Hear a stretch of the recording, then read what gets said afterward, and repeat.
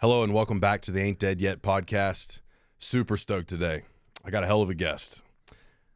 This man, he's been around the Austin scene for quite some time, and we actually had crossed paths a little bit during some Ironman training, stuff like that, but we never really got to connect. And over the last couple months, we've been able to connect at this great spot over off South Congress called Sun Life Organics. So shout out to them.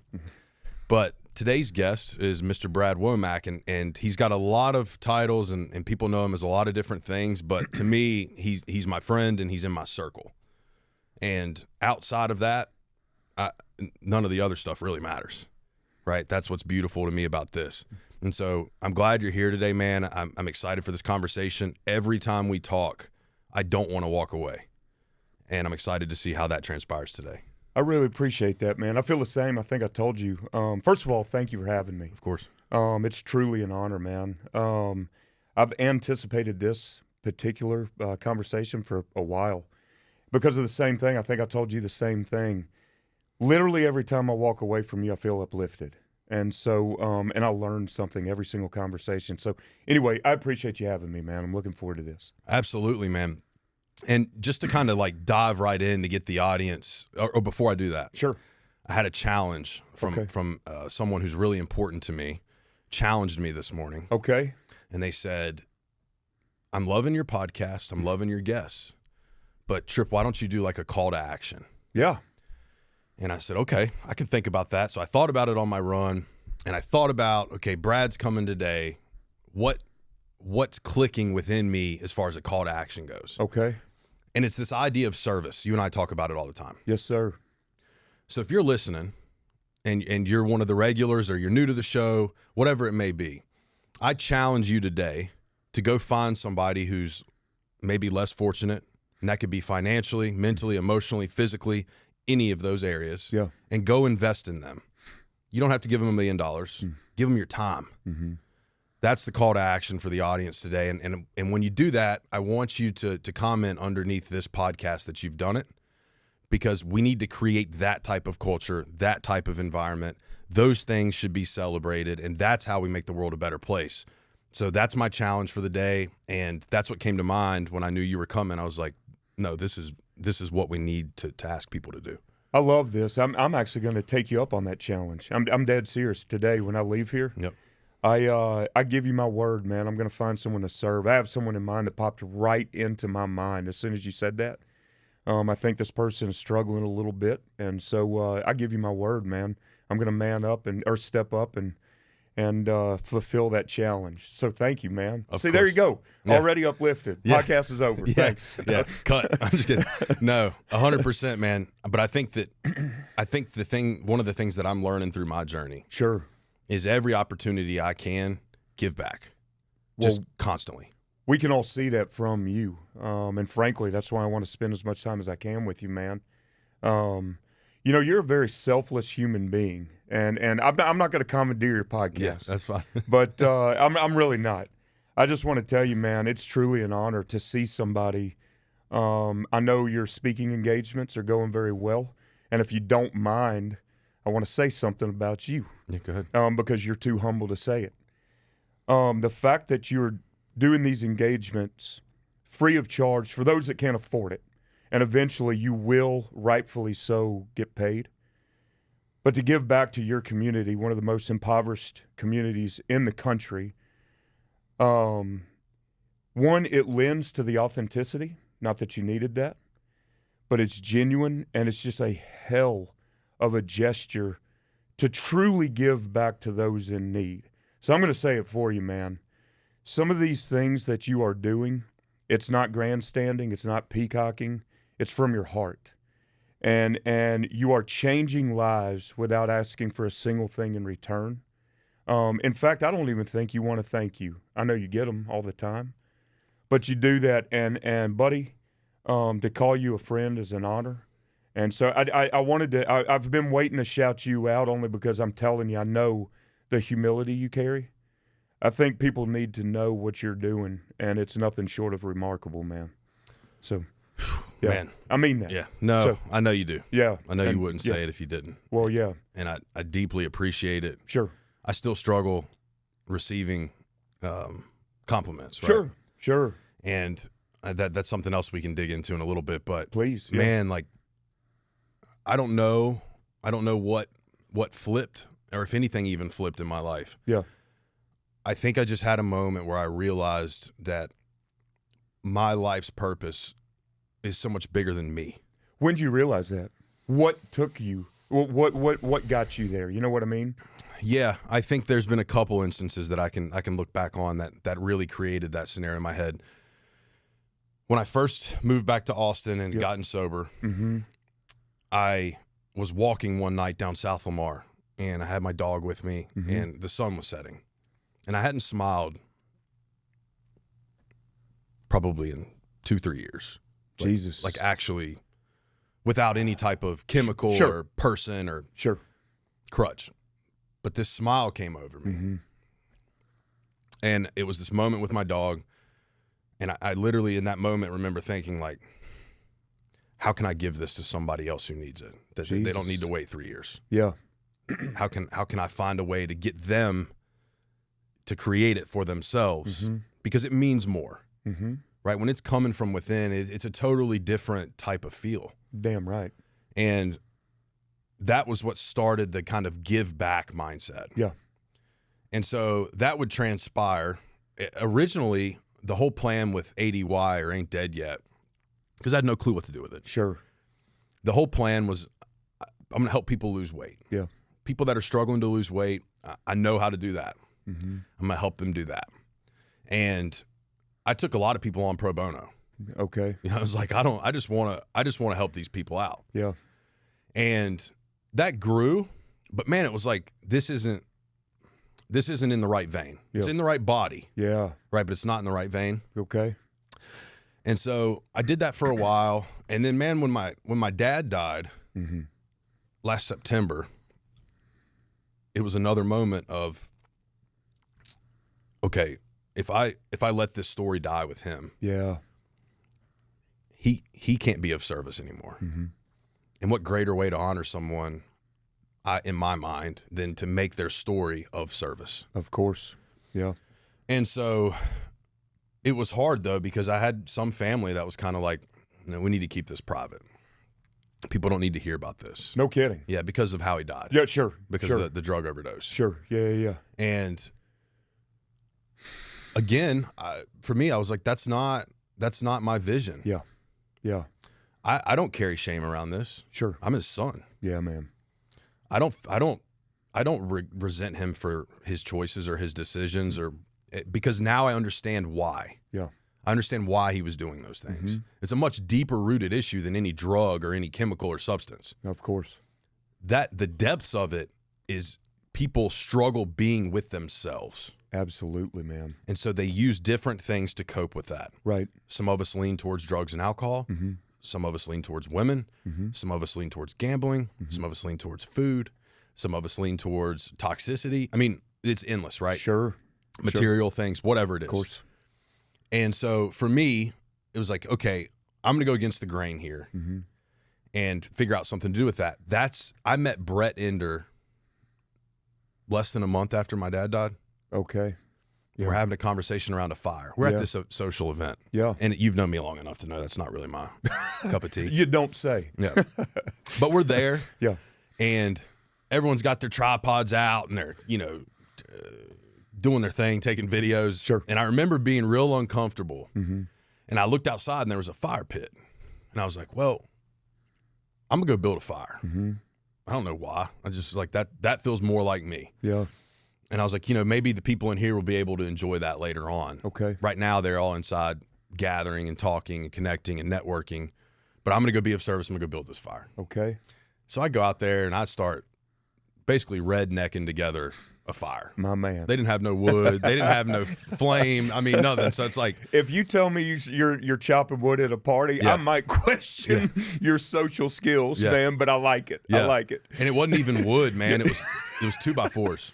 I was splitting 2x4s. So that's improvisation or whatever the word is. So all right, get it. And I remember glancing inside a few times and people looking at me like, I'm sure.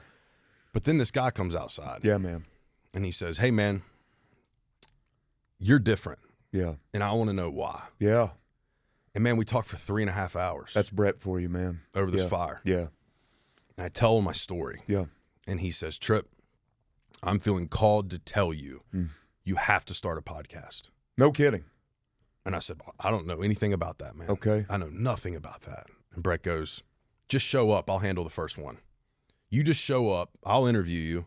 I'll get the studio. I'll handle everything. I just need you to show up. Uh-huh. And he's like, I'll prove it to you.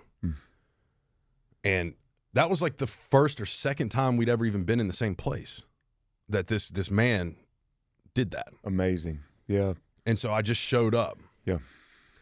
And we did one, and Brett tells me when we finished, he's like, 90% of podcasts don't do more than 3 episodes. He's like, you gonna quit now? And I was like, Oh, it kind of challenged you. no chance. Yeah. Yeah. And then after 3, he's like, and only 8% of those make it to 21. You gonna quit now? Yeah. So he lit this fire under me. Sure. And then I started to see that as an opportunity of service too, Sure. where it was like, let me bring people in. Because if you've watched a lot of these episodes, Yeah. I don't target the high following all the time. Sure. Sure. Because guess what? There's people that have no Instagrams or 10 followers on Instagram that have a story that could save someone's life. I agree. Yeah. And so just because I don't value anyone based on their social following. You and I both, man. I've done it. Yeah. I've made that mistake, and it's something I avoid now at all costs. Yeah. It's like, and I don't listen to other people's opinions of people either, unless I really trust them and they're in my inner circle. Right. Like if you or Brett say, hey, Trip, you ain't going to want to go near that guy. I'll listen. But in today's culture, today's world, a lot of people just want to talk. Sure. And so I try to get to know someone, and you usually know pretty fast. You sit down with someone, you know pretty quick. Yes, you do. If it's going to work. Yes, you do. And so I try to bring people in that have amazing stories that could help people and that want to be vulnerable. Yeah, man. Because the whole point of this entire podcast for me is to crush all stigma. Because everyone we meet, everyone we encounter is struggling with something. I don't care how much money you got. I don't care how beautiful your wife is, how smart your kids are, how nice your house, none of that. You're still struggling with something. Agreed. There's something in there. Agreed. And so if we can create a space where we can talk about these things and it helps all classes, Right. why not? Right. You know? Well, you're doing a damn good job of it, man. And I love that. I love the fact that you target people simply for the potential of helping others, you know? And so I don't know what better subject matter you can have, you know? What better mission statement you could have. And it shines through, man. I'll say it again. You're one of the most selfless people I know. And so anyway, just proud to know you and excited to be here. So For sure, man. Yep. So to dig into your story a little bit. Sure, man. Because it excites me. Well, thank you. On multiple levels. Okay. And I'm probably not going to talk about what most hosts target. Sure. Good. And it's not that I don't respect those things. Sure. It's that I think the depths of your story, Sure. the actual depths of it, Right. can help people. I appreciate that. Yeah. And I think some of the surface stuff can help people too, right? In a different way. Yeah. But someone who's willing to go to the depths, Sure. that's where I want to go. I'll always do that, man. I know. Yeah. I know. Okay. And that's why I'm pumped for this. So just to give the audience and the viewer a little bit of background. Sure. So we can kind of dive off into this. Sure. Childhood, Yeah. like born and raised, put me there. Okay. I will. I'll try to make it quick, you know, but so and let me begin by saying I say we a lot because of my twin brother. And so whenever I say we, and so it's funny, man. I was just thinking yesterday, for whatever reason, I live in a world of we instead of I. I wouldn't have it any other way, right? But everything that we've gone through, it's we. He's been there beside me literally every step of the way. And so I'll tell you, man, you know, we grew up, it was strange. And I think I touched on this a little bit, but so my mom and my biological father got divorced when Chad and I, we were 4. And our dad was in and out of our lives, man. He came in unannounced and left unannounced, you know. And so, and my mom, and there's nothing wrong with this, but she was married 4 times. Her second husband is the guy that kind of raised us a little bit. And I think I touched on this. You want to be vulnerable? Let's go. Yeah. There was a lot of violence in our house, disguised as discipline under God, and I touched on this with you, and that's I'll talk openly with you all day long. Yeah. Because I struggle with that a little bit, the hypocrisy, Yes. in my opinion. Yes. Anyway, so we were taught to handle problems with violence and anger. My dad, my biological dad, was a hothead, and he abandoned us every chance or every time we had hope.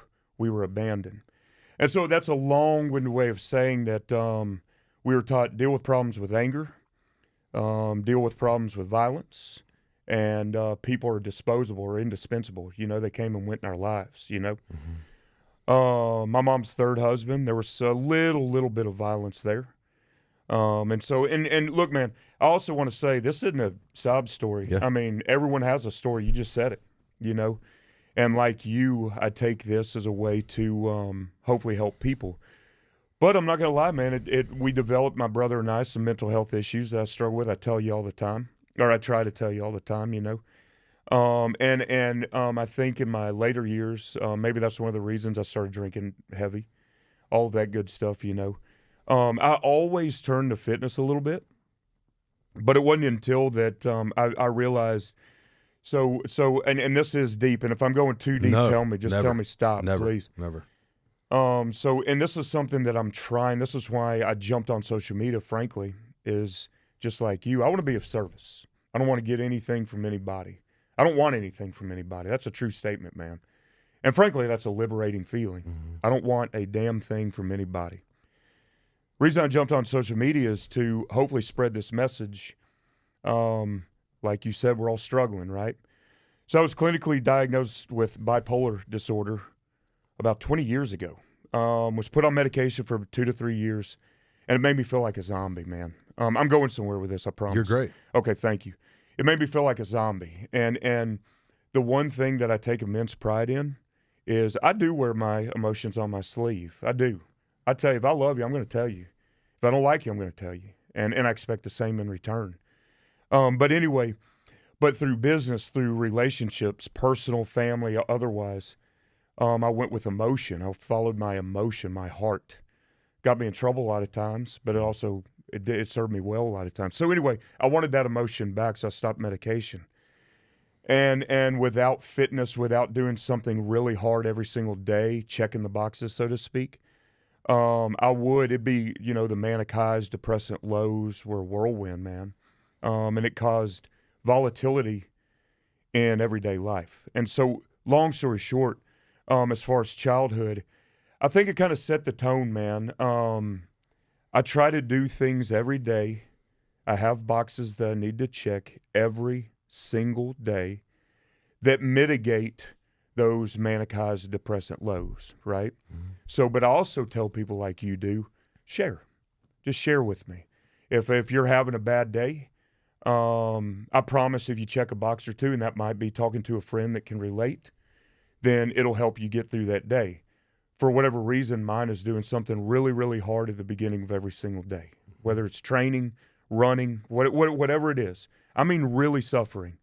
And so, and you know, there's a dark part of that, and I'm going to stop after this. There's a dark part of that maybe it was because our household was a little violent that, you know, well, maybe I need to whip my own ass to start the day.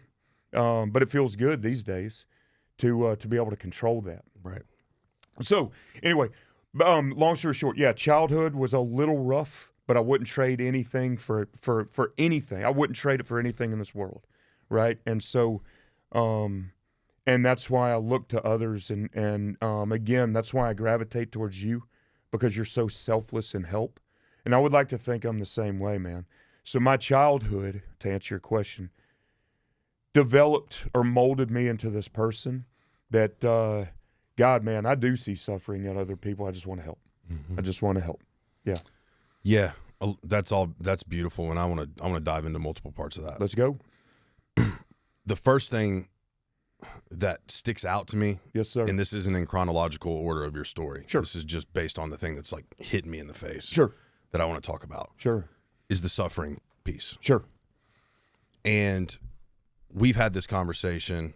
I think the audience needs to hear this conversation. Mm-hmm. But we talk about being automatic. Yes. I haven't looked at your story today. Mm-hmm.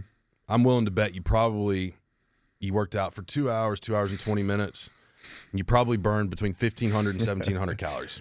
I'm just saying, and you have an Apple Watch, right? Well, I'll tell you, actually this morning I just went on a 4-mile very fast run, and I'm going to lift afterwards. Yeah. I wanted to show it prepared for you, man. Yeah. I didn't want to tax myself too much. So it was a mild run. It wasn't your 15-mile run. Yeah. Okay. But no, I can relate to that. Yeah, I know you can. On a deep level. I know you can.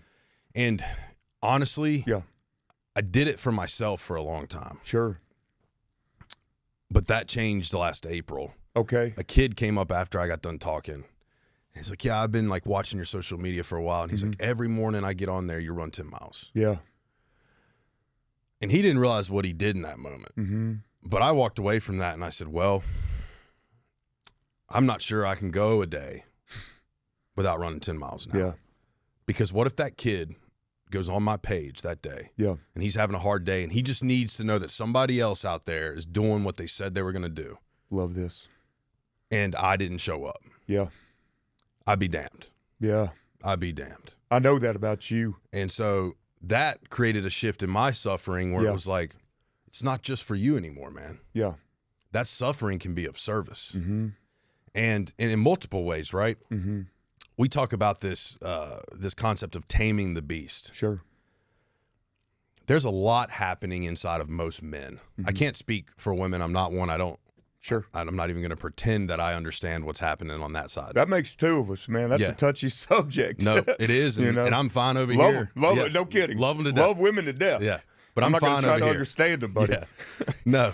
But men, a lot of us have this beast inside of us. Yes, we do. And this beast, a lot of times, is created in our childhood. Yeah. Based off what we've seen, what we've heard, what we've been around, different traumas, whatever. Yeah. But this beast gets developed over time. Yes. And if you don't talk to that beast, and you try to run from that beast, he'll eat you alive. You're exactly right. He'll eat you alive. Yeah. And so when I go out, if I'm doing it for me, like these morning suffer sessions, I'll have inner dialogue or inner conversations with this beast. And I'm be like, how hard do you want to go today? You ain't going to touch me. I like this. How hard you going to go today? You ain't built for this. And you got to, and that's how I beat it down. That's how I beat it down. And people will say, well, like, you should just remove it. Well, I am, piece by piece. And pieces are small. But every day is a victory that you go in there and you face that thing and you say, not today. You ain't getting me today. Buddy, I absolutely love that perspective, and I'll tell you why. That's why I mentioned the violence in our childhood, only because this is a tough thing for me to admit. For years, for most of my life, I've walked around with inner rage, and I've tried to tamp it down, and I have not been successful all that time, right?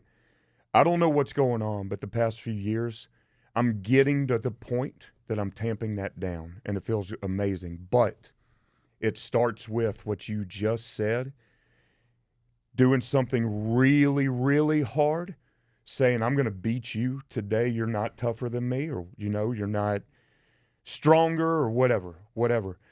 And I make jokes about this all the time. I have not learned the art of positive self-talk yet. I have not. When I'm training, man, it's weird, buddy. I cuss myself, and meaning I cuss that inner beast to no end. You'll hear me on the trail saying some things that I'm a lunatic. I'm a lunatic. I don't care. I don't care. That's the way to kind of, like you said, tell that whatever that is, that inner rage, that inner beast, that I'm going to win today. And so I haven't gotten to the point where you are, and I hope I do, where it's not self-serving. I will readily admit I show up for myself right now because I need to. And don't get me wrong, man, I've had messages, thank God, of encouragement / saying, hey, you're inspiring me, that do keep me going. But I very selfishly need not want, Right. need to show up, and I mean go hard, man. And so thank God you have both, that you're doing it for yourself and others.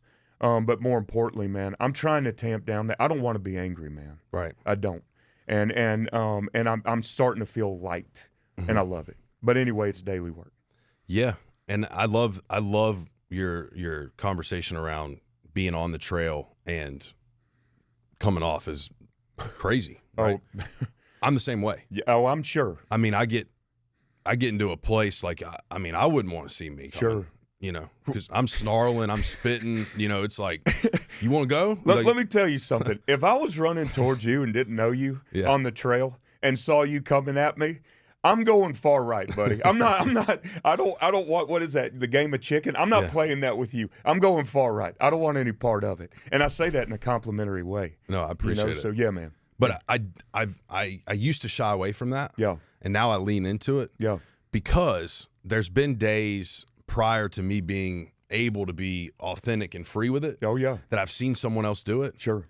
And I'm like, I get that guy. You're damn right. I get that guy. So maybe by going out and being free and doing it, Yeah. some other guy is running and he's like, I understand. Well, and maybe you help set him free too. Absolutely. You know, it's funny. And again, I'll make this quick, but I posted something, and it was a very authentic. I was mic'd up. I forgot I was mic'd up. We were filming some working out stuff, and anyways, at the end of the workout, and it was the last thing I was doing. It was really hard, but anyway, blah blah blah, and I was talking to myself, and hand to God, I forgot I was mic'd up. You know, it's just how I talk. And I was cussing myself. My mom called me. And because I posted it, of course. And she said, hey, I just want you to know, and I love my mom to death, of course. And she said, one, you need to watch your language in a very motherly way. Yes. People are out there watching, listening. And I got one other comment that said, hey, you might want to filter the language. And my only response was, it's automatic. You know what I mean? I don't know how to tamp that down. That's who I am. Yes. That's who I am. And I think very positive thoughts. I think very pleasant thoughts.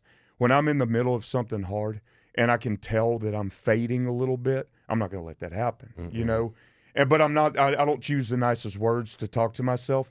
But it's addressing the inner beast that you said, and you're so right when you say it, that we all have, right? I'm not going to let that dude win. He won way too long in my life, and I feel really good when I beat him down, And so if it takes a few terrible words, and borderline self-hatred, I'm going to go with it. Yep. Because I come out of that loving myself, man. So I'll take it.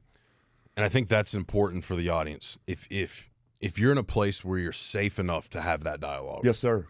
Right. I don't suggest it for somebody who's struggling deeply with mental health. I don't either. Right off the bat. I mean, because it can get dark quick, and it's hard to really flip that switch and step back into who you are becoming versus dealing with who you were. Yes, it is. But if you can get to a place in your head, your head, not anyone else's, your own head, where it's like, I can go back and visit this thing. I can remind them that they're nothing, right? And where I'm headed is somewhere on the other side of the world. Right. I'm going to do it. And you should do it. Sure. But for me, in the same sense as you, when I'm having that inner dialogue and I'm really suffering, it's not like, you're doing great, buddy. Great job. Nah. No. It's and if my mom heard what I said, she'd be calling me too. Can I ask you something? Yeah. Did you grow up on that note? Yeah. On that note, are you a tough love kind of guy? Are you a sugarcoat kind of guy? Are you a let's discuss feelings kind of guy? There's nothing right or wrong with any answer, right? I'm just really curious. How were you raised? How do you respond? What do you respond best to? I would say primarily tough love. Yeah, man. Yeah. I watched my mom, and I didn't even get this until I got older. Yeah. But I watched her grind. Yeah, man. Me too. Just grind. And I mean, like, she was mom and dad. Yeah. She's got to be the nurturer, and she's got to check my ass. Yeah. When I'm out of line. Damn right. And the fact that she was able to do even one of those things well, and she did them both very well, is a testament to her. But she wasn't easy on me. Good. And and I'm forever grateful for it. I remember, and this isn't, I don't think it's probably past like the timeline where she could ever get in trouble for this. We didn't play the we're not going to get your ass whipped game. Yeah. Like, if you messed up, you're out of line, you're going to get your ass whipped. Oh, sure. And sure. I remember several different times having to ask myself in the moment, like, why is this happening? Yeah. And as I got older, it's really clear. The parent. Yeah. Yeah. And so she, there was one example, and she laughs when I tell this story, but I think I was probably 10, 11.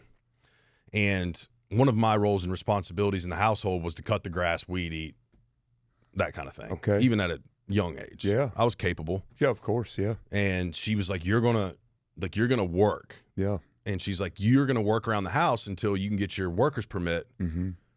And then if you don't want to work around the house anymore, you go get a job. Yeah.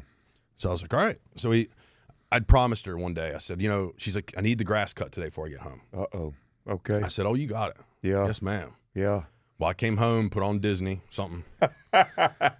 And she showed up, and I hadn't cut the grass. Mm-hmm.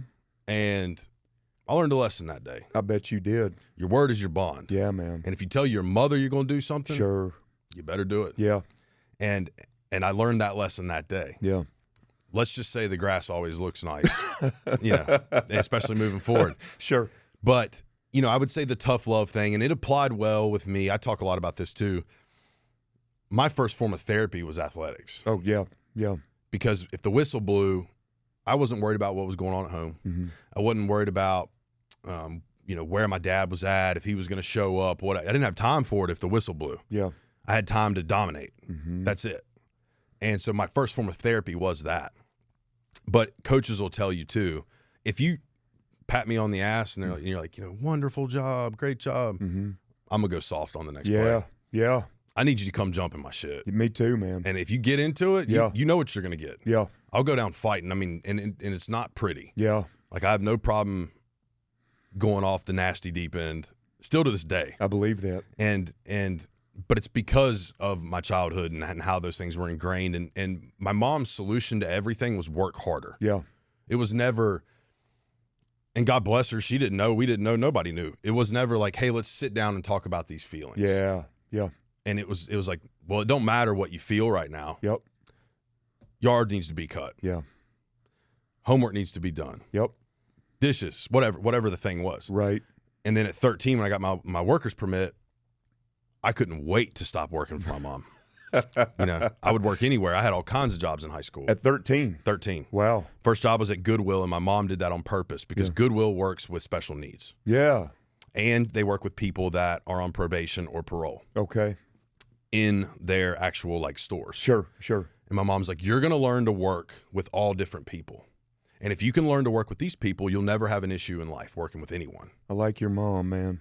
And I was like, this is stupid, right? Like, I don't want to work at Goodwill. It smells weird in here, And she's like, that's where you're going. And so I went, and it was like $6.25 an hour. Sure. One of them deals. Hey, that's big money back then, man. Are you damn right? I'll take it. Yeah. Steady check. And that was my first job. And, I'd work at grocery stores, and I was a mechanic and did all these different things. But it all came from her and how she raised me and how she loved me. Yeah, man. I struggled with my dad. We connect over this, and we've talked about it. But I would see my dad sometimes. It might be once a quarter. Yeah. It might be once a year. Yeah. There was a couple 3-4 year stretches where he was locked up. I didn't see him. Mm-hmm. What I couldn't stand is when he showed up and tried to be the enforcer. Yeah. Oh, yeah, that'd be tough. I'm like, bro, where you been? Yeah. You gonna tell me what to do? Yeah. Man, no way. Yeah. I'll listen to her. Mm-hmm. She's putting food on the table. You hadn't paid child support in 18 years. Yeah. You're a sperm donor. That sounds harsh. Yeah. But that's how I felt at the time. And this is before I did a lot of work around my dad and all these things. Of course. But at that time, it was like, I listen to what my mom says, but any man, I wasn't really open to hearing what they had to say unless they were like a coach. Yeah. I could do that. And then my stepdad, we would grow in our relationship. But my mom's version of tough love always set me straight. And it's still to this day, if I call her and I got an issue, I know what's coming on the other end of the phone. Right. But it always works. Yeah. It pulls me out whatever I'm in. So I'm with you, man. I kind of knew that was going to be your answer. I'm the same exact way, man. Just very, very tough. I don't want to talk about feelings, frankly. I just don't. And I respond very well when people just look me in the eye and tell me the cold, hard truth, man. And sometimes it stings. And so my mom was like that, especially though my twin brother, you know. I mean, he and I, you talk about people, or two guys that just, we don't know the term sugarcoating with each other. And I wouldn't have it any other way. But on the flip side, I'm going to tell you, I'm proud to tell you, happy to tell you that daily I tell the man I love him and I thank him just for being in my life, you know? And so, but yeah, and I've learned, I don't know, and I want to know this about you too. It helps me to be very direct with people, you know, very. That's one thing, man. I just really find value in a direct approach. And so if that's tough love, great, so be it. But you don't have to sugarcoat anything with me, man. If I'm screwing up, I want to know it, and I want to know only because I respect people like you, and I'll get my butt in line, you know. So, I'm the same way. Yeah. I might not always love it. Yeah. Oh, it stings. But usually when it stings, Yeah. it's because it's true. That's 100% accurate. Right. And as you come to learn that, Yeah. you can quickly shift from being defensive or angry at that person Yeah. to turning it back on yourself and saying, okay, we got work to do. Can I, on that note, you said after years, you and your dad came to an understanding. Mm-hmm. Did you ever allow him to become a disciplinarian, or no? Okay. Yeah. No. Me either at all. I mean, well, my dad wasn't even around, so Yeah. I'd literally laugh at that dude if he Yeah. asked me to do anything. I mean, I don't know what else to say. But I was just curious because I know you and your dad became close, correct? We became, I would classify it as like good buddies. Okay, yeah. A mutual understanding Yes. of who you are. That's right. Yeah, I like that. And there was clear boundaries. Yeah. But the week before he died. Yeah. So that's another part of my story I try to talk about and be open and vulnerable about. I've spent a lot of time in therapy since I got sober. Good. And just talking through things and trying to understand why things make me feel a certain way. And Sure. one of the big things at that time was working through childhood stuff around my dad and abandonment and all this stuff. Mm-hmm. And my therapist had told me I'd had therapy on a Monday or Tuesday. And he said, look, you're ready to have this conversation with your dad. Yeah. And I said, okay. Yep. And he said, the first thing you're going to do is you're going to call him and you're just going to see if he's open to it. Mm-hmm.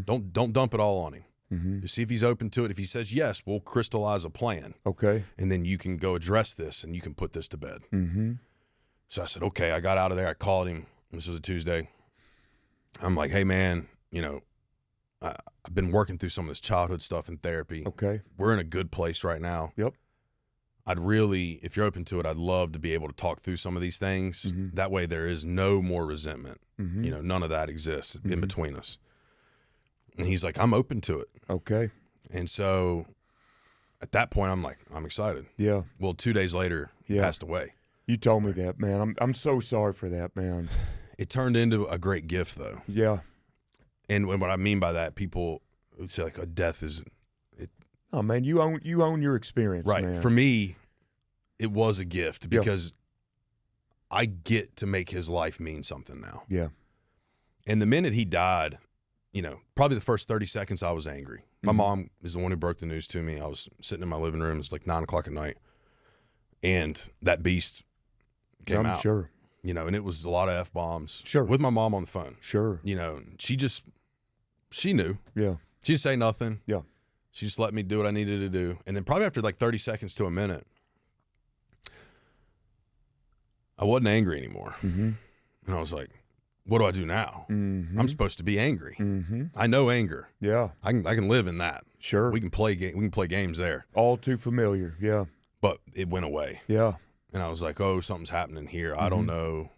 And I remember I texted my therapist. It was late at night. Mm-hmm. And I was like, hey, this just happened. Yeah. And he called right away. Oh, good. And he's like, essentially, you can't change what's happened. Mm-hmm. but you can live with the fact that you made an effort and that he made an effort and that you guys were actually in a decent place. What else do you need?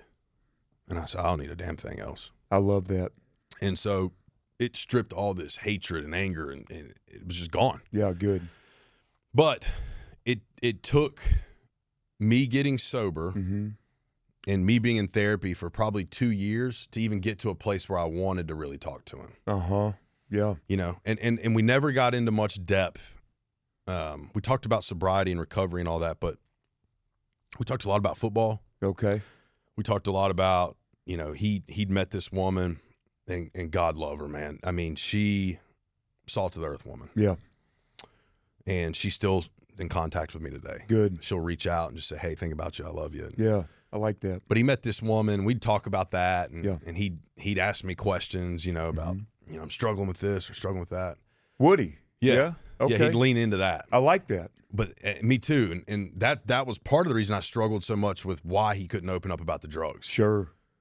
I'm like, bro, you can lean in about this. Like, Yeah. just take it a little further. I wonder if there's a little shame there. You know, who knows? I can't speak for your father. But yes. You know, I would say yes. Yeah, I mean, he obviously was wildly impressed by you and liked that relationship that was building again. And I guarantee it was just a little bit of shame. We all carry some of it. If I could tell him one thing, Yeah, and I just please. thought about this Please, yeah. when you were saying that. If I could tell him one thing, Yeah, it would be, Dad, if I can do it, you can do it. yeah, Same wiring. yeah, yeah. And it's just about applying that wiring in the right direction. Mm-hmm. It's the same as the anger.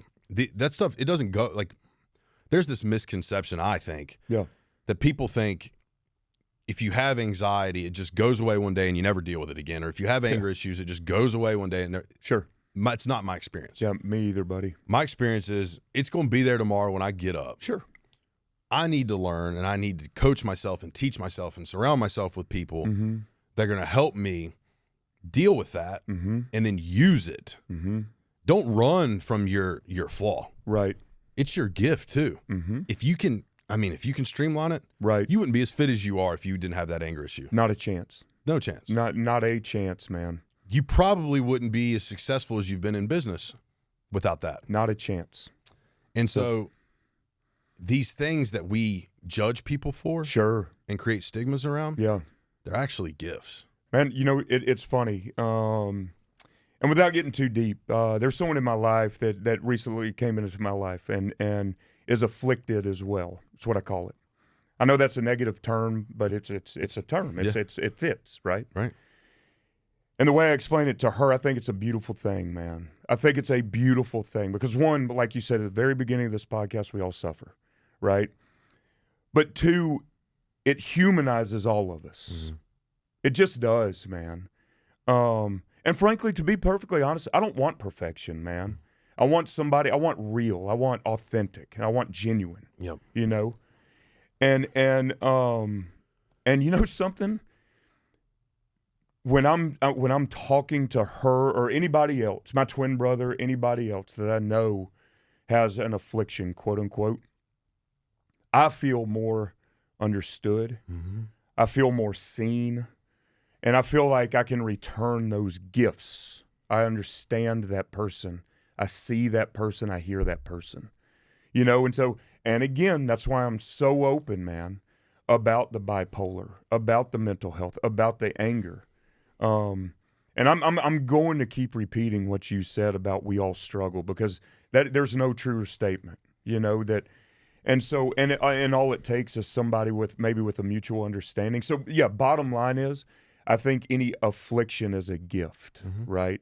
And so I wish, man, I really, really wish for his sake and yours that your father could have spoken to you about, I'm struggling with this, because there's no better gift than someone that can truly understand it, saying, I hear you, and let me try to help you, you know, because I know how it feels to borderline be desperate. And I love you enough to just want to make you feel at least better today. Yeah. And we'll start all over tomorrow. You know, I wish you would have had that, man, and I'm sorry you didn't. Yeah, I wish too. Yeah. But on the flip side of that coin, right? Yeah. If I wouldn't have felt what I felt in that moment, Yes, yeah. we wouldn't be here. You know, I was going to ask you this, if you don't mind. Go ahead. Do you think, well, two things. Do you think you walk around with a chip on your shoulder directly related to your father's death? And two, I don't know if you were doing the speaking engagements before, but would you be doing the speaking? Is it for you, or is it for you and your father? Is it for what's that for? Would you still be doing the speaking engagements, and do you live with a chip on your shoulder? I'm genuinely curious about that. I lived with a chip on my shoulder for a long time. Yeah, buddy. Yeah. When my dad passed away, Yeah. and I came to peace with it, and we started the podcast, there was no longer a chip on my shoulder. The way I would describe it is his wings on my back. Jesus, man. Like, dude, it was like, you need to quote that, man. Yeah. That's good. It was like rocket fuel. Yeah, that's good, man. It was like, no. Damn. Now I got both of us. Yeah. I have the power of both of us, and I can use his quote unquote flaw, Yeah, and turn it into a gift too. Man, Right. what a beautiful thing. And so I look at it was like, there was no more chip on my shoulder. There was no more anger. Yeah. It was empowering. It was uplifting. Yep. And it gave me all the confidence in the world to be like, well, I might not be able to figure it out, but I know he's not going to let me fall. And so that's how I would describe that. It's a Yeah. great question. I've never been asked it. But for me, that shifted when he passed away. The speaking engagements. Yeah. No is the short answer to that. I never thought I'd speak to anybody. Yeah.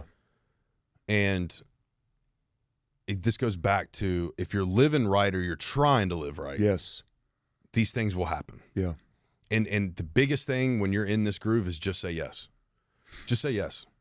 You're going to be scared. I'd be lying to you if I told you there wasn't nerves and all these things. The first group was 25 kids.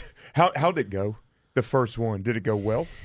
Yeah, because I realized during the first one, Yeah. I'm not up here trying to create. Mm-hmm. I'm giving you what happened. And here's the evidence of what you can do with it. So it's easy for me to tell the story. Man, I sure hope you know what a powerful gift you're giving those kids, what a powerful message you're giving those kids.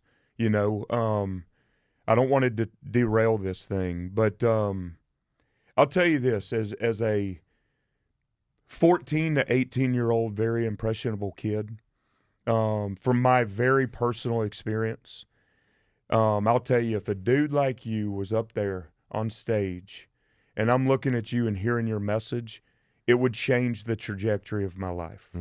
I'm telling you that. So from what I know about you, from the messages I've heard excerpts from, I really hope you allow yourself to acknowledge what it is that you're doing, man. Hell, I'm grateful for it, and I'm not even listening to it, you know. I mean, I am, you know what I mean. Mm-hmm. But you are literally changing lives, man. And so I know you're not looking for a pat on the back, and frankly, I'm sure you're sitting over there embarrassed because I know you have humility.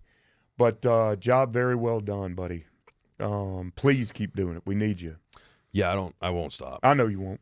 I know you It's won't. automatic at this point. It's on the list, right? Yeah. It's done. Yeah, I'm only laughing because that term, man, I'd never heard it before you and Harry and Brett started using it, you know. And now I use it all the time. And frankly, I try to gravitate towards people that I now define as automatic. I want automatic people in my life. That if you say you're going to do something, you're going to do it. Yep. You don't question it. Nope. Right? You know, you just don't question it. And so good for you, man. No, for sure. And I think I was having this conversation too. I over the last probably 6 months, I've been able to develop a lot in ways that I didn't even know I had issues, right? Yeah. And that's another part of this conversation. The development doesn't stop. Yeah, good. Like there's never a point where it's like, you're good. Yeah. I'm scared of that place. I don't want to be there. Oh, you'll never get there. Take it from an old man. Yeah. I mean, I'm telling you. Yeah. I mean, you'll never get there, but that's a good thing. And that's a good thing. And the things that I'm able to grow in now, like once I got sober, I was automatic in fitness. Yeah, man. That was done. Yeah. I was automatic in my professional career. It was done. I was automatic in how I tried to show up for people. That was done. what's becoming more automatic for me, and this has really only happened over the last 6 months and really over the last 2 months, is I'm becoming automatic in showing up for myself. Yeah, man. Yes. And I never, like, that might sound twisted and crazy and selfish or anything. I don't know, but that alone that gives me more ability to show up in all these other areas that I didn't know I needed. And what's interesting is, and I want to ask you this question. Sure. Because this has been my recent experience. As I continue to grow, as the podcast grows, as these business grows, all these things grow, it becomes every single day more and more important on who I surround myself with. I mean, critical. And what I've noticed and what I'm picking up on is if I'm surrounding myself with the right people, Sure. I don't have to ask myself if they're bringing value. That conversation never happens. It's automatic, right? Yes, sir. And I don't think that I would be able to do that if I wasn't in the place that I'm in. And I tell people that part because, look, the day you get sober, if God or the universe, whatever you're into, mine's God, said, here's everything. Yeah. You're going to fall on your face. Sure. I would have. Sure. I'd have blew it all down, man. You're damn right. And so it's almost like the more work you do, more will be revealed. And as more is revealed, you just keep working at it and keep working at it. But I don't ever want to get to a place where I don't feel that tension. Yeah. Because I don't think there's this thought process of striving for perfection. That's fantastic.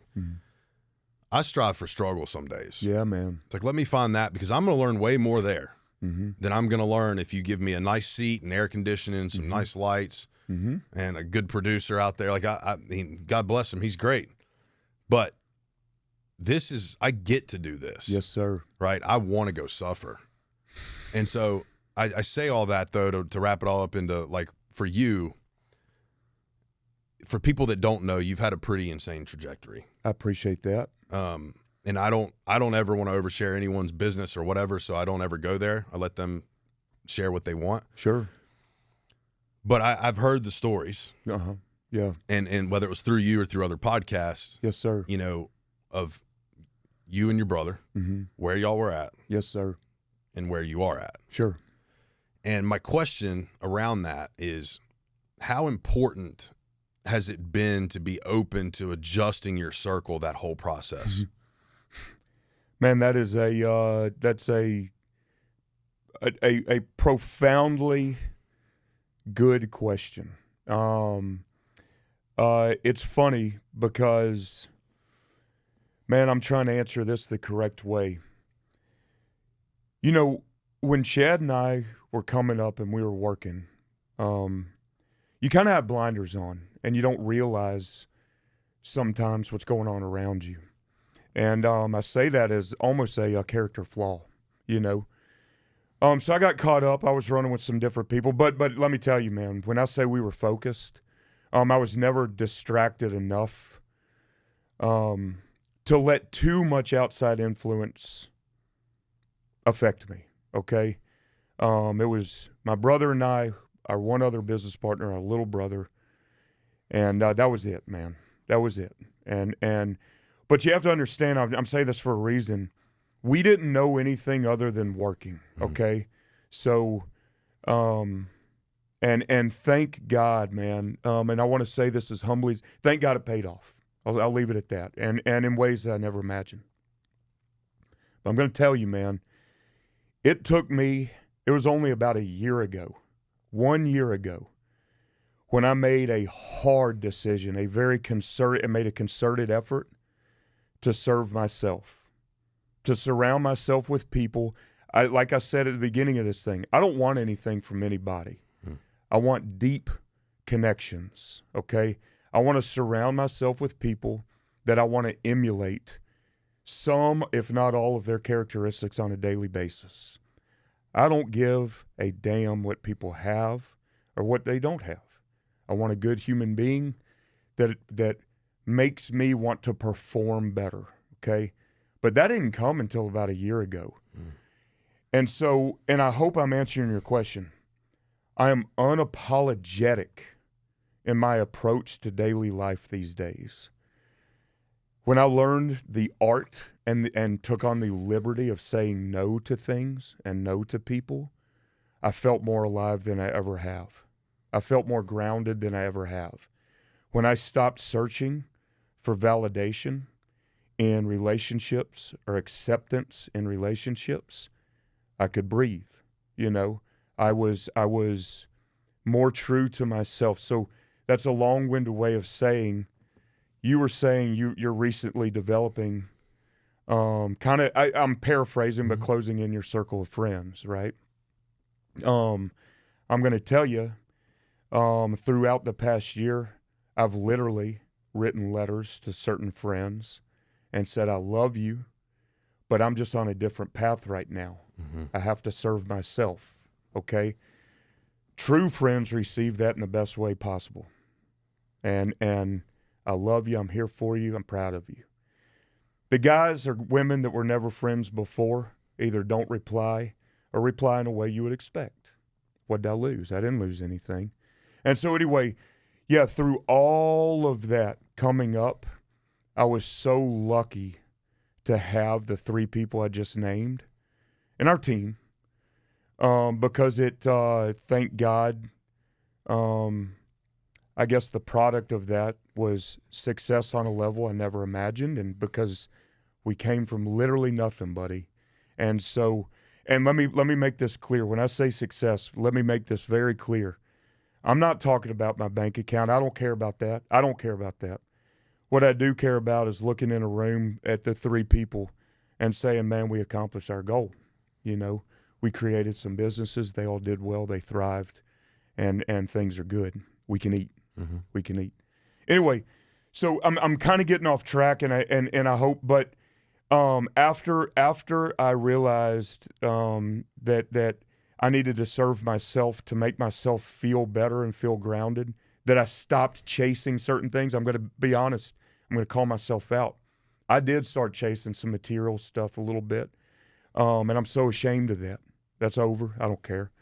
But you got to understand, man, a kid that had literally nothing, man, and then all of a sudden you have the means to kind of go out and get some certain things, it gets shallow really quickly. For me, it did. I'm ashamed. I fixed it. It's done.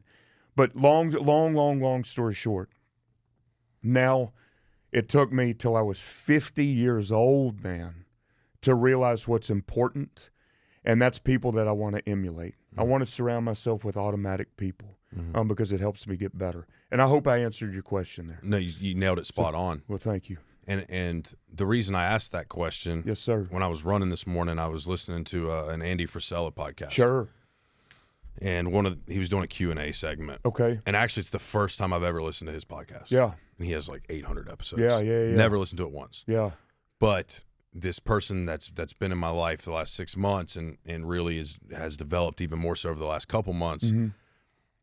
This morning on the way up here, to do my run, she's like, hey, you should listen to Andy Frisella before your podcast this morning. Okay. I think he might have something for you. Okay. So I said, all right, tell me what episode, right? And so she tells me. And it was episode 771. Okay. So I go to it, I'm running. And he's having this conversation. One of the questions was about this inner circle thing. Yeah, man. Yeah. And I struggled with his answer, just keeping it real. Mm-hmm. Because they asked him, but I respect it. I understand where he's coming from too. But they asked him, they essentially like, hey man, how do you gauge who's really going to be a good friend and who's not? Yeah. And he's like, I don't. Mm-hmm. He's like, no new friends. He's like, I've reached a level of success that I can't trust anyone's intentions. Oh, wow. Yeah. And he's like, I don't, that sounds harsh. That sounds horrible. It sounds bad. Mm-hmm. He's like, but, his decision essentially sounded like he would rather not trust anyone new and keep what he's got. Mm-hmm. Unless someone comes into the picture that has something. That was his statement. He's like, if they have something and they don't need me, then I'm open to being their friend. Interesting. Mm-hmm. And I don't know if I completely agree with that. Sure. Because I've had conversations with people that literally have nothing. Yeah. Like materialistic. Sure. Not that they have nothing to offer. Yeah. But from a materialistic or money perspective, whatever. But they've shaped my life. Yeah, you're damn right. And I'm like, man, I don't ever want to get to a place, whatever kind of success or financial position that people deem successful, where I refuse to have a conversation with the homeless guy on the corner. Of course, man. Yeah. Ain't gonna happen. Of course. I'm gonna go hang out with that dude. Yeah. He wants a beer, I'll get him a beer. I'll drink a Gatorade. Sure. You know? Yeah. I'll sit there with him and talk.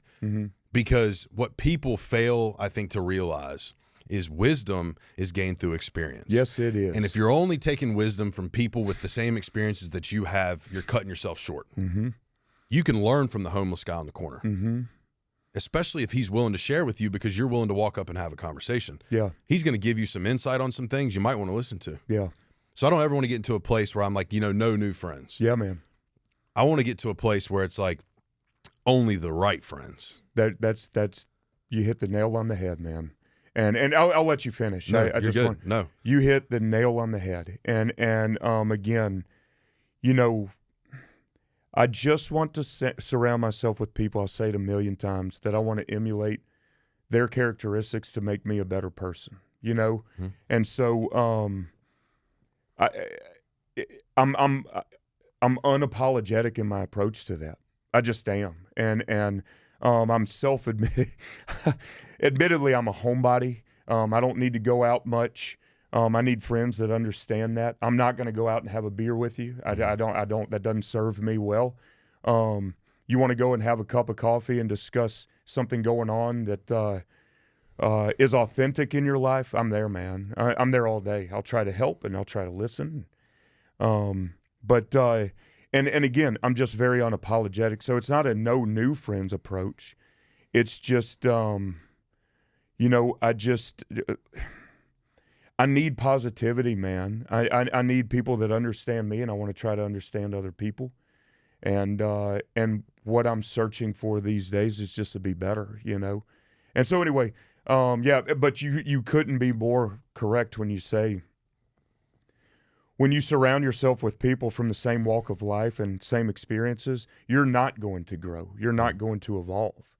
And some of the people that I gain most insight from have nothing material. Who cares? Who cares?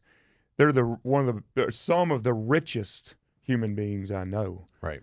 So anyway, but again, for the 100th time, I'm unapologetic in my circle of friends and how tight that is these days. I wouldn't have it any other way.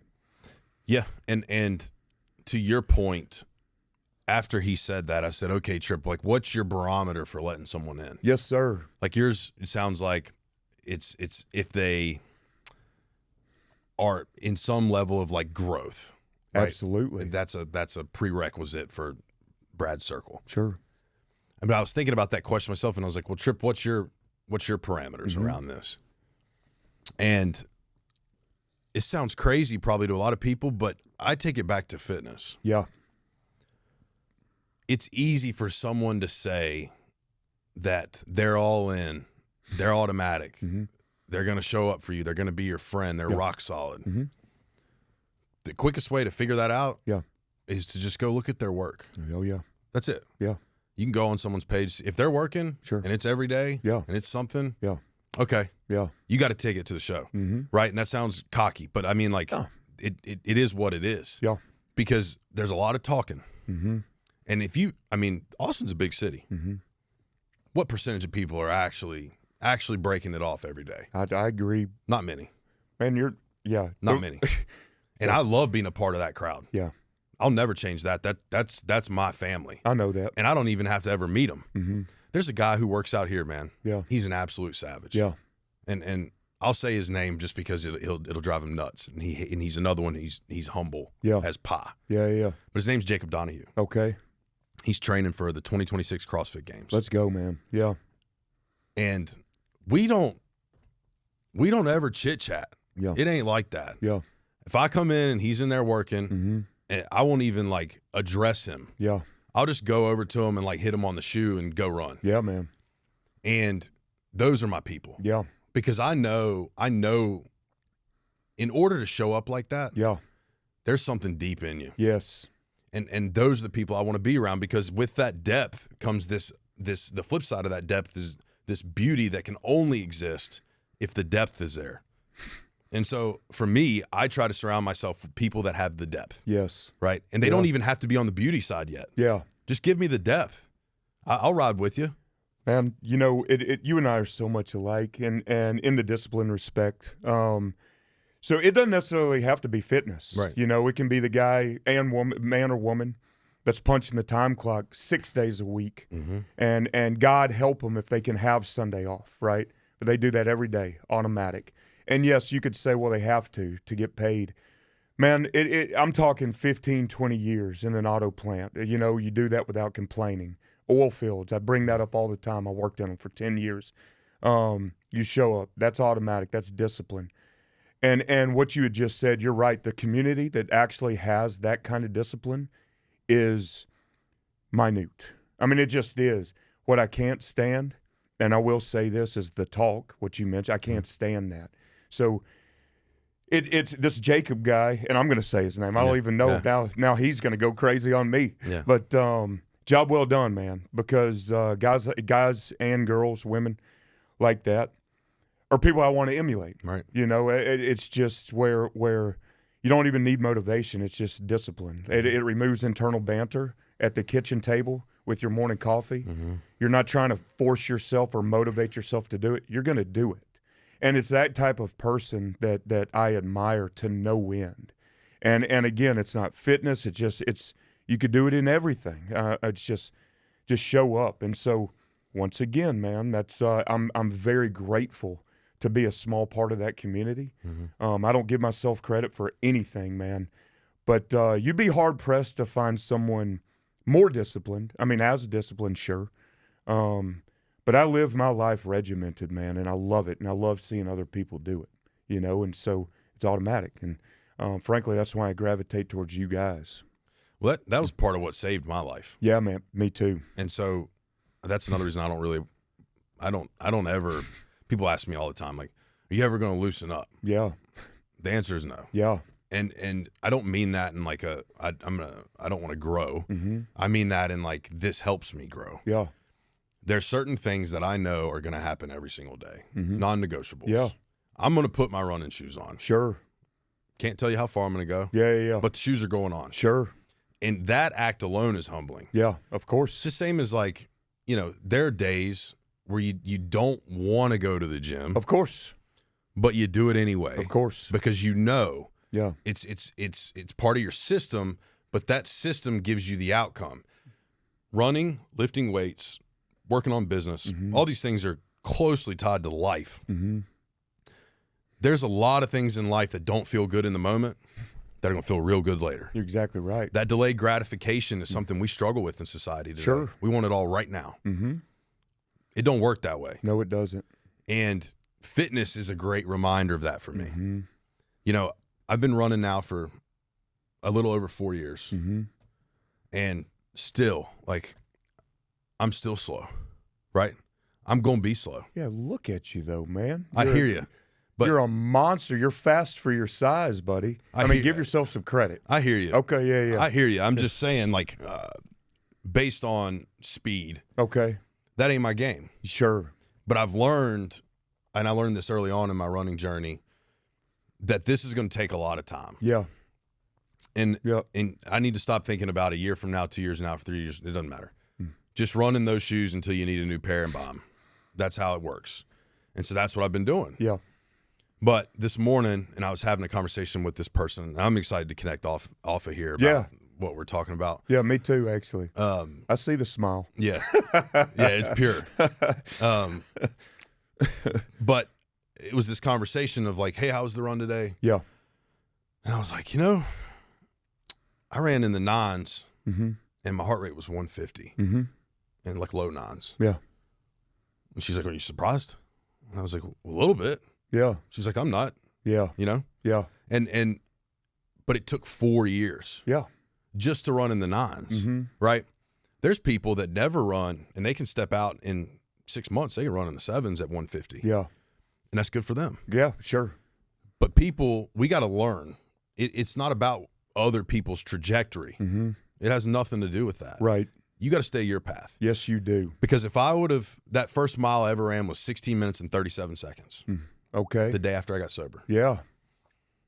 if I would have taken that number Yeah. and compared it to Sure. everyone else at that time, Mm-hmm. I probably wouldn't have ran the next Yeah. day. Yeah.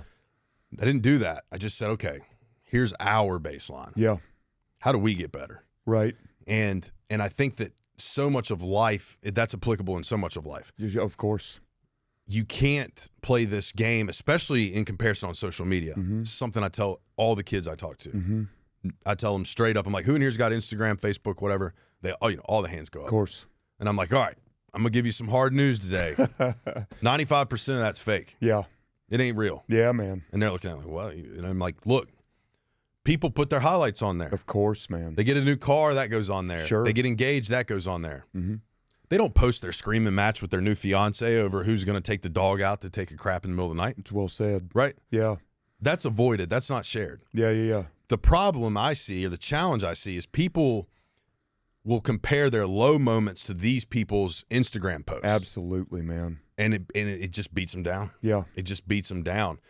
And so I tell kids that because I know as a kid, especially if social media would have been around, Yeah.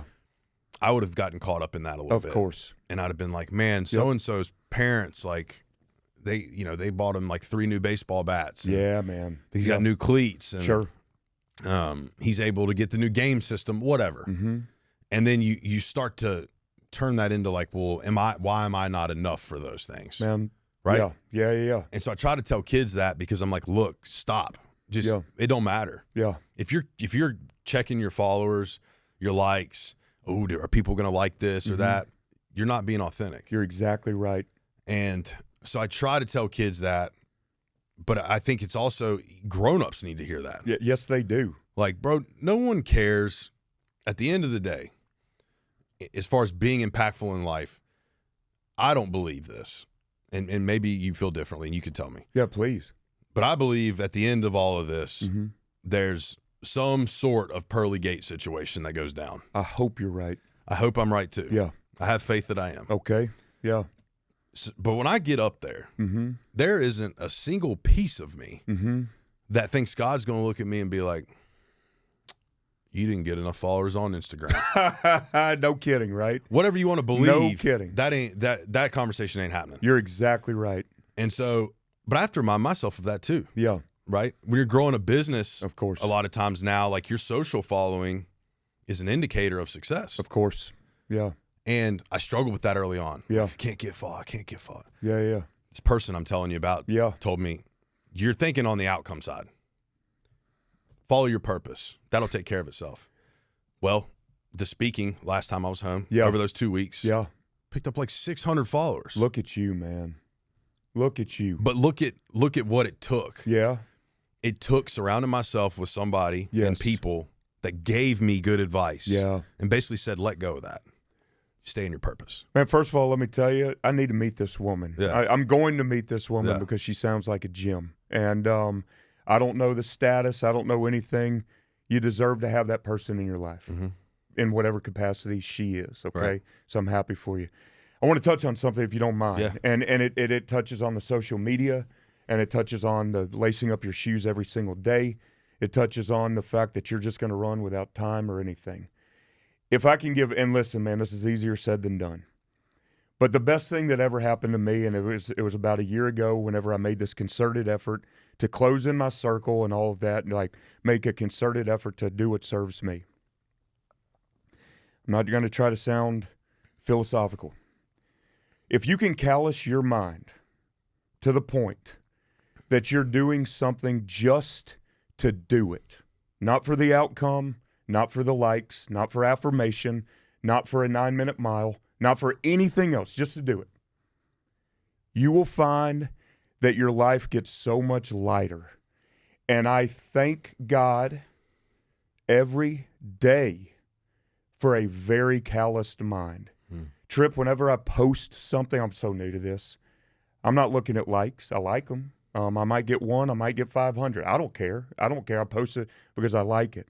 When I go to train really, really, really hard, I'm not trying to look like I'm in a Nike commercial. You know what I mean? I'm doing it because I just like to do it.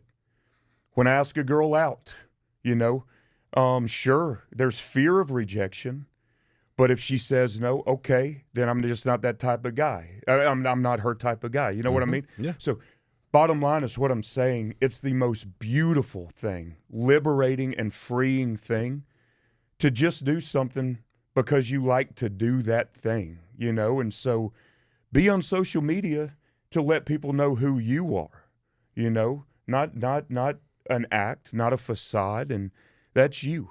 And those that do accept you are going to be your true friends anyway. You know what I mean? Run that mile, man. Run it free, man. Maybe leave the watch at home. I know you do heart rate, so do I, so I'm sounding like a hypocrite, but run it free, man. Just run. Just go run. Anyway, it's a long-winded way of saying a callous mind is beautiful. And by that I mean just without searching for anything, any kind of response. Don't look for a response, just do it. Mm-hmm. And it feels so amazing, man. It feels so freeing. So anyway. I love that. I have a rather vulnerable question. Ask. I'll tell you. And you can say no. No, I'll tell you anything. I think you shared something earlier that a lot of people might struggle with. Let's hear it. You said something, and you said it to me at Sun Life one time too. Okay. But you said it again today. Okay. And I feel like I wouldn't be doing our audience due diligence if I didn't ask. Ask, buddy. Because I've struggled with it. Okay. And if you're struggling with it, I know other people are struggling with it. Okay. You're talking about some of the childhood confusion around someone using God as a scapegoat. Yes, sir. For a lack of better terms. I don't know the right word there. Yes, sir. But a scapegoat for their actions. Yeah. And how that alone creates a lot of challenges. Yes, sir. On being able to dive into that. Yes. And before I open it up to you. Sure. To share in your vulnerability. Sure. I've been there. Okay. I've been on the hypocritical side, and I still struggle with it. That's the truth. Yeah. There's certain things that have happened in some of the religious communities or churches that I've been in here in Austin. Yeah. That morally I can't get behind. Sure. I just can't. Sure. It's not representative of what I believe. Right. And it's pushed me away at times. Mm-hmm. And I've gotten to a place now where it's like my relationship with God is my relationship with God. Yes, sir. And if it's wrong, mm-hmm. I'll deal with it on Judgment Day. Yeah, man. Okay. But I had to get to that place because I found myself trying to fit into this crowd mm-hmm. or this crowd or that crowd. And I started to realize, like, well, all these churches can't be right. Right. Somebody's got to be maybe a little bit wrong, mm-hmm. right? And that's okay. We're not perfect. We're human. But for me to recognize for myself that it's okay if I don't necessarily completely align with the church's perspective of the Bible, set me free to pursue my faith mm-hmm. in a way that's allowed it to grow. Mm-hmm.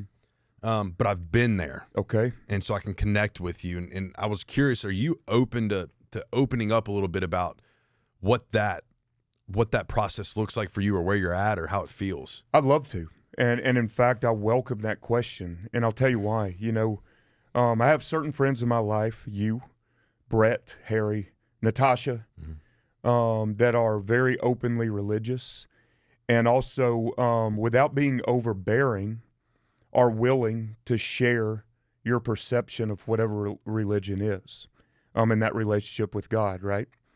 Growing up, my grandparents my grandfather, thank God, is still alive and still is, very religious, okay? We grew up in a religious household. My grandparents walked the walk, okay? I want to make that clear. Mm-hmm. They served God, and we were brought up to believe, okay? When we were, and I told you this at Sun Life, I'll repeat it again, we were so devoutly religious, our household, with my mom's second husband. We'd go to church Sunday morning, Sunday night, Wednesday night. It got to the point, and this is just I'm telling you, we'd have family meetings where we'd get olive oil crosses on our heads, and I mean, it got deep, man. It got deep. Well, that same man did some things in that household that goes against anything that any God would teach as a principle of life, as a way to live a religious life. Another thing, our congregation, our church, was a huge church. It was borderline Joel Osteen type. Huge, televised services, the whole 9 yards. Of course, the pastor gets caught in a public scandal. He was sleeping with several women in the congregation. It made national news, if that tells you anything. And so these are the people that are teaching us how to live. Well, I don't believe that. I'm still a man too. I have my own opinion, Right. So if this man is telling me that I'm supposed to follow the way he lives, I don't want any part of that. And if he's telling me he lives under the guidance of a God that's telling him how to live that way, or telling him to live that way, I don't want any part of that. So it's really, really hard for me to believe that someone, if that being exists, would allow any of that to happen. So my defense mechanism is to say, I just don't believe, But I'm going to tell you, here within the past year, I am, man. Again, I keep saying this, I'm making a concerted effort to grow. I want to grow. I want to be a better man. And so I see how you guys live your lives. I want to emulate some of those things, if not all of those things. And I want to come from a place of faith. I do. I want to believe that there's so much more than this. And if I'm being honest, I think subconsciously I live under a moral code, so to speak, that God would be proud of. Mm-hmm. Does that make sense? Yeah, I was about to go there. I appreciate that. And so I do unto others as I want to be done. And I'm going to mess this up. That's okay. But I do not judge a single person on this earth. Meaning I don't cast stones. Adultery. I don't cheat. There are so many things that I follow in the footsteps of religion. And so anyway, I know I'm monitoring my cadence of speech because I want to say this correctly, but I want so desperately to believe. And for the first time since my youth, I'm coming around to accepting maybe so. And it's a beautiful feeling, it really is. And so, but I'm going to take your approach if I grasp onto this, that whatever relationship I have with God is going to be my very own. I won't let a single person tell me how that should be, right, or if my approach and my relationship is wrong. And so anyway, it gives me hope and it makes me feel optimistic because the way I feel trying to embrace this feels really good. So, and I also want to publicly say right now, thank you to you for just simply talking to me about it. You know what I mean? Yeah, I really appreciate that. Natasha, Brett, Harry.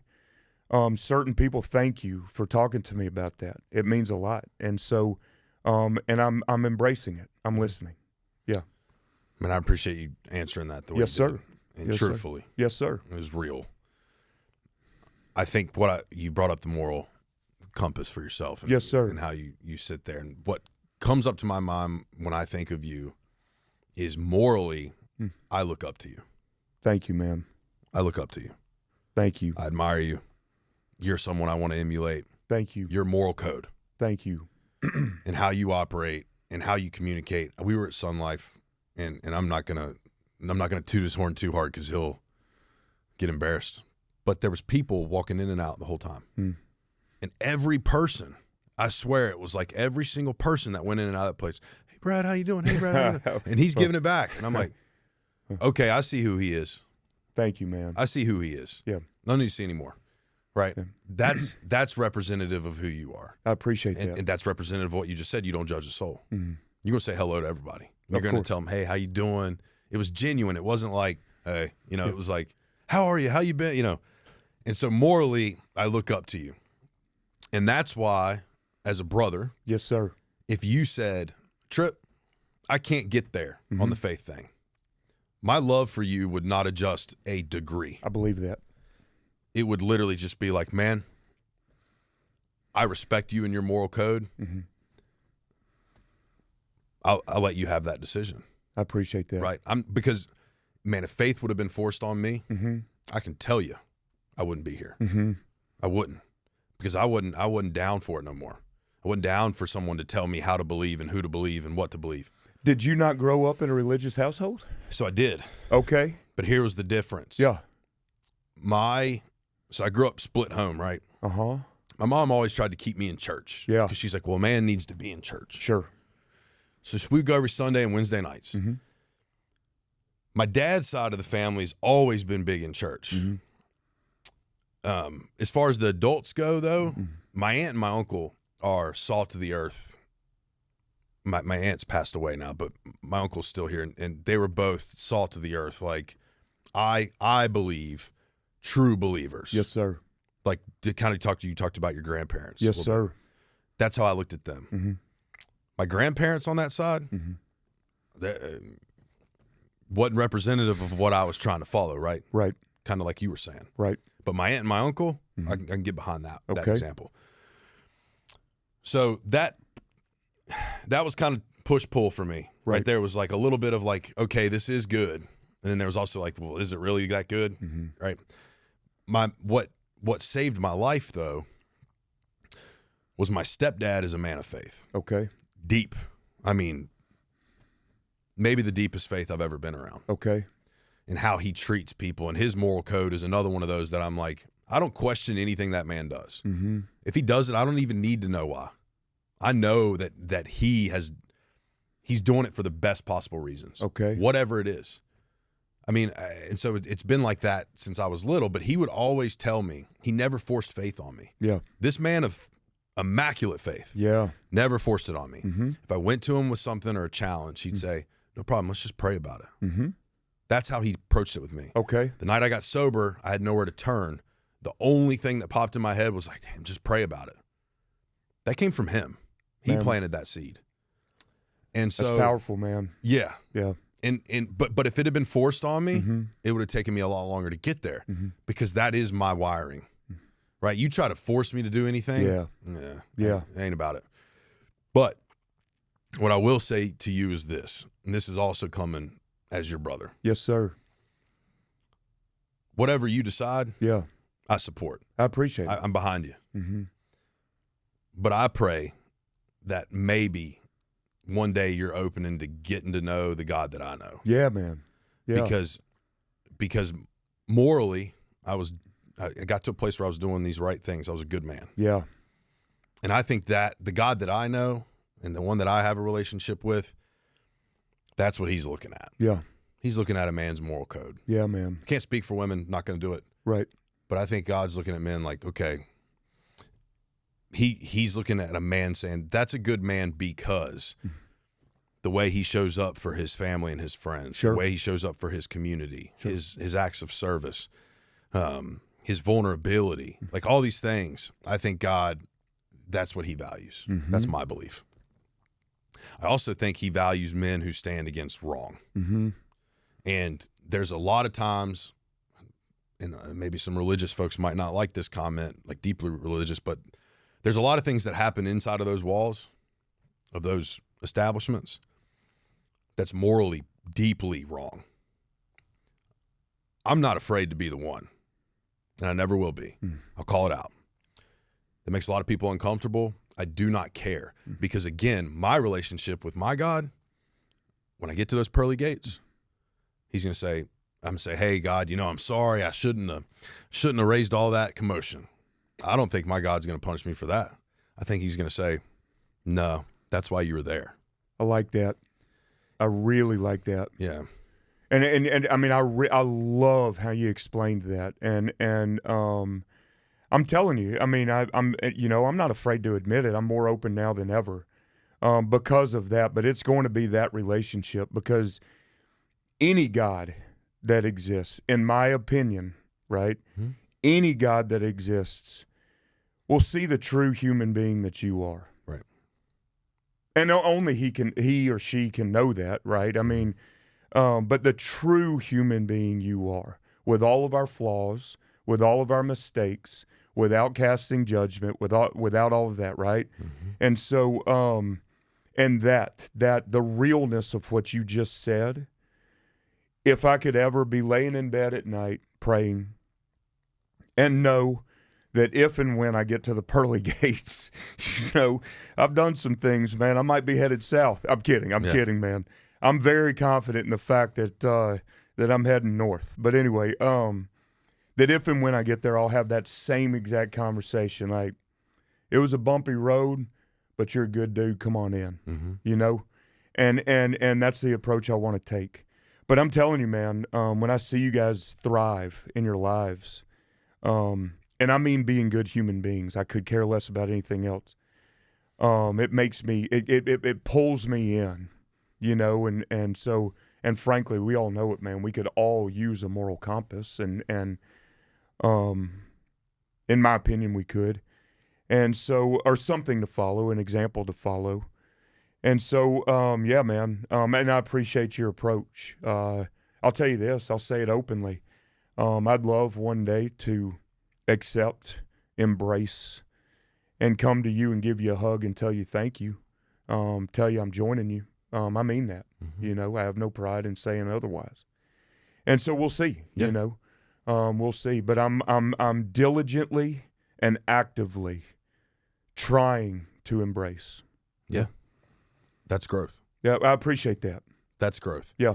And again, whatever you decide, yeah, the amount of love from me is locked. I know that. It's man. automatic. I know that. Thank you. And I tell the kids when I go talk to these kids, man. Yeah, man.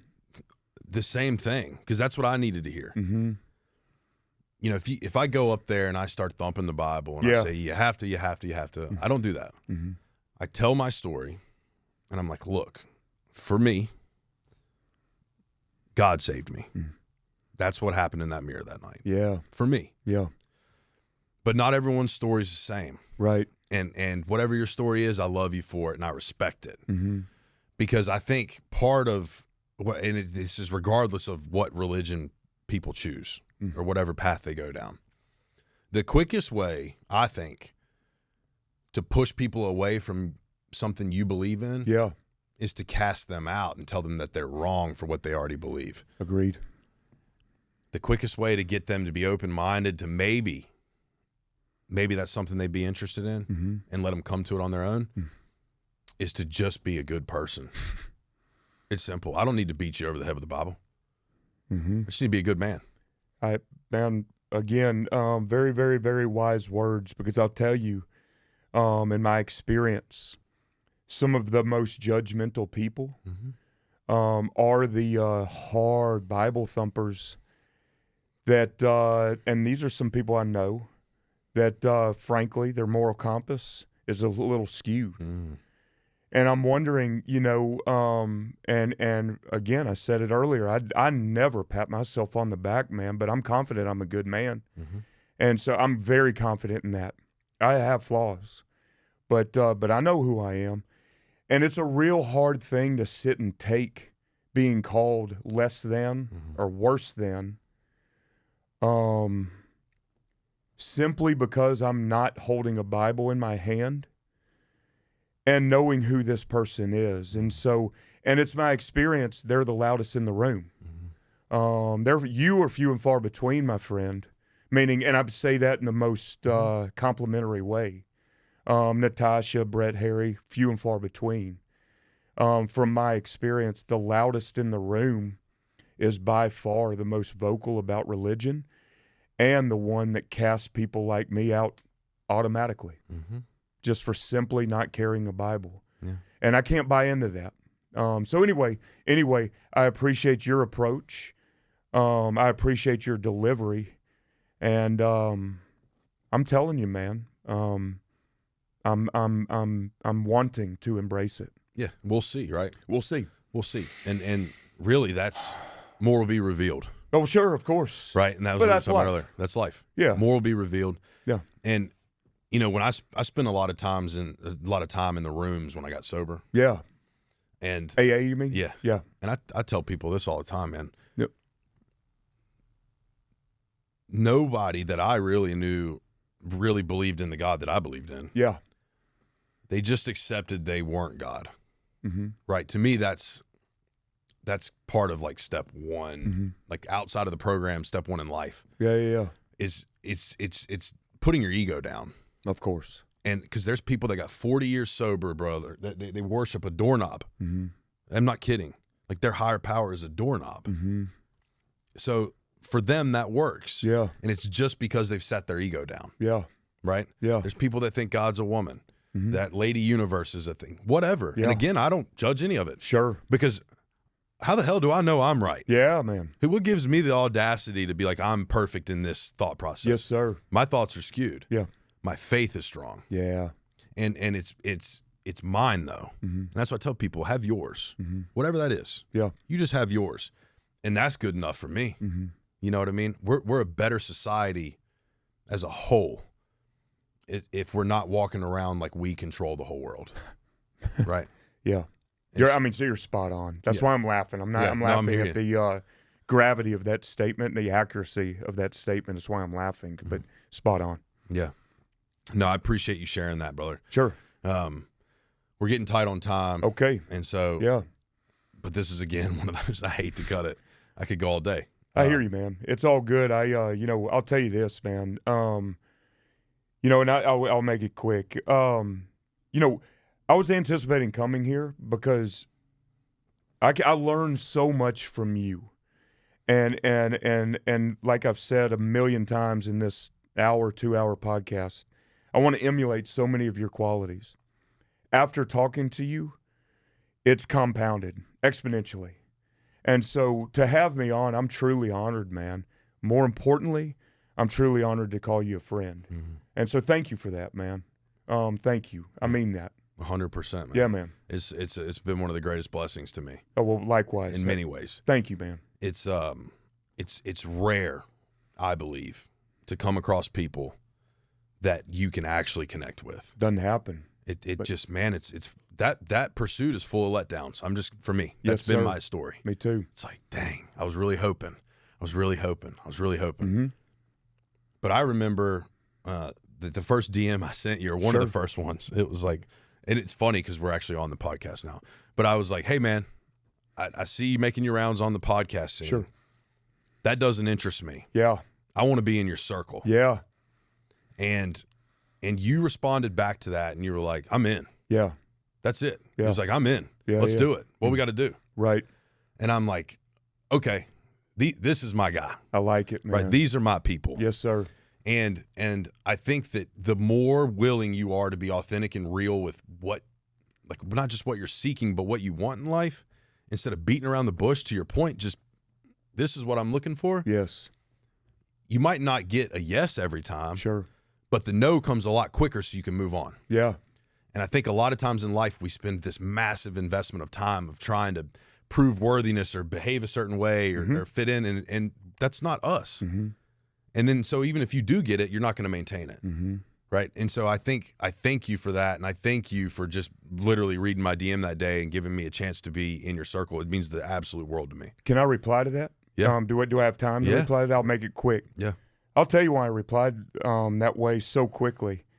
What you don't understand, man, I'm a very observant person, I just am, and I like flying under the radar. I'm bringing this up for a reason. So social media to me is a great way, like you said, when you see people putting in the work, you can tell, man. And if you can't, you're not looking in the right places. From day one, since I jumped on there, you started popping up because you put in so much work and you're very public about it. And from day one, I knew of you. I didn't know you, but I would see the work and I mean consistent work, daily work, hard work. And so whatever this dude has, I want some of it. I need this in my life. And so I borderline fanned boy when I'm not kidding, man. Whenever you DM'd me, and that was an easy thing only because if nothing else, and I swear to God, I don't care if this sounds cheesy, I wanted to meet you and look you in the eye, shake your hand, and say thank you for putting in the work because it inspires me. And so the fact that I have what I know is going to be a lifelong friend and brother, I'm forever grateful to you. So that DM started a lot, but it was all my reply. It did not serve me in any way except for I wanted to shake your hand and say thank you. I mean that. Thank you. And of course, brother. Yeah, and man. I think for us, we're blessed. Yes, sir. Because and I say that because if there's somebody out there that you're trying to find those types of connections, just keep trying. Because I've wanted to stop too. Yeah, of course. I've been like, man, I can't. Of course. I'll just do it solo. Of course. Right? Yeah. But just keep trying, and you'll be surprised. You'd be shocked sometimes on how that actually plays out if you just keep showing up, keep trying. The key to it is be authentic and be real. Damn right.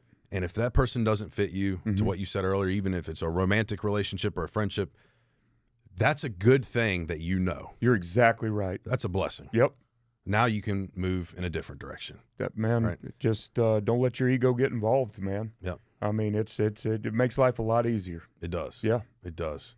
Well, brother, I appreciate you. Thank you, Trip. Yep, Yeah, man. absolutely. And we'll have to do it again. Let's do it. Absolutely, man. That's going to wrap for today's episode of the Ain't Dead Yet podcast. We appreciate you. Don't forget the call to service. Whatever you're doing, when you stop listening to this, go find somebody who's less fortunate than you. And I don't mean just financially, physically, emotionally, mentally, whatever it is, and go invest in them with your time.